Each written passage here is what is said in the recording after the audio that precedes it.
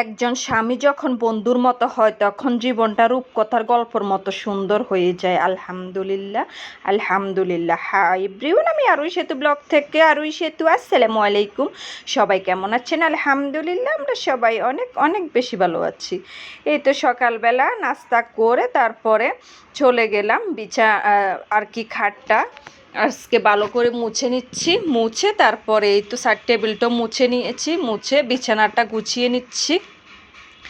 সকাল সকাল উঠে আজকে কাজ সেরে নিয়েছি। আজকে শরীরটা ভালোই লাগতেছে, তাই আর কি তাড়াতাড়ি করে রান্নাও করে নিয়েছি। যেহেতু মেয়েটার কালকে থেকে পরীক্ষা আর কি, ও তো প্রাইভেটে যাবে, ওকে রেডি করে তারপরে নাস্তা খাইয়ে দিয়ে দিয়েছি, ওর বাবা নিয়ে দিয়ে আসছে।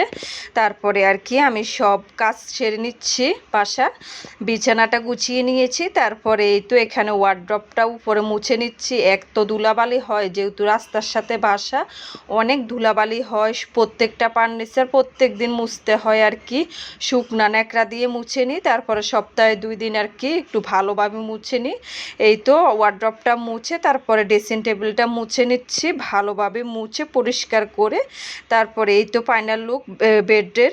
তারপরে এই তো এখানে আমি বসে নাস্তাটা পরোটা বানিয়েছি ডাইনিংয়ে বসে। এখানে নাস্তা সেরে তারপরে আর কি এগুলো মুছে নিচ্ছি ভালোভাবে। তারপরে মুছে পরিষ্কার করে তারপরে রান্না করব। রান্না অলরেডি আমি বসেও দিয়েছি। আমি ভাত রান্না করে নিয়েছি, শাক রান্না করেছি। তারপরে আমি একটু মাছ বোনা করব ছেলে মেয়ের জন্য, পাঙ্গাস মাছ। তারপরে পুঁটি মাছ ভাজি করব আজকে, যেহেতু ওরা অন্য অন্য মাছ খেতে চায় না, ওদের জন্য পাঙ্গাস মাছ আর চিংড়ি মাছটা আর কি বোনাটা করতে হয়, মুরগি হলো হয় আর কি। এই তো এখানে টেবিলটা ভালোভাবে মুছে তারপর চেয়ারগুলো আমি মুছে নিয়েছি, মুছে পরিষ্কার করে এখন পুরো বাসাটা মুছে নিবে আর কি। এই তো সব কিছু গুছানো শেষ। এখন একটু এই তো ভিডিওটা ধরেছি আর কি। সব কিছু মুছে পরিষ্কার পরিপাটি রাখলে মনটাও শান্তি লাগে, দেখতেও ভালো লাগে আর কি। এই তো সব কিছু গুছানো শেষ। তারপরে নিচে গিয়ে একটা মাছ নিয়ে আসছে, পাঙ্গাস মাছ ওদের জন্য। ওরা পাঙ্গাস মাছ ছাড়া খেতে চায় না, অন্য মাছ।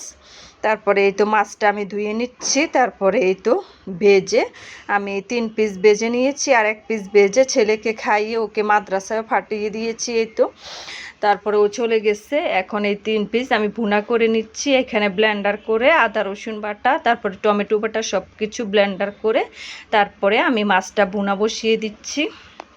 এর মধ্যে আমি পুঁটি মাছ ভেজে নিয়েছি মেঘার বাবার জন্য। মেঘার বাবা আর কি এই মাছটা খুব পছন্দ করে। আর লাউ শাক রান্না করেছি আমার জন্য। এই তো একটু ছোট মাছ দিয়ে, খুবই মজা ছিল শাকটা। আর এই তো এখানে মাছ বোনাটাও শেষ। সবাই ভালো থাকবেন, সুস্থ থাকবেন, আমাদের জন্য দোয়া করবেন। আল্লাহ হাফিজ।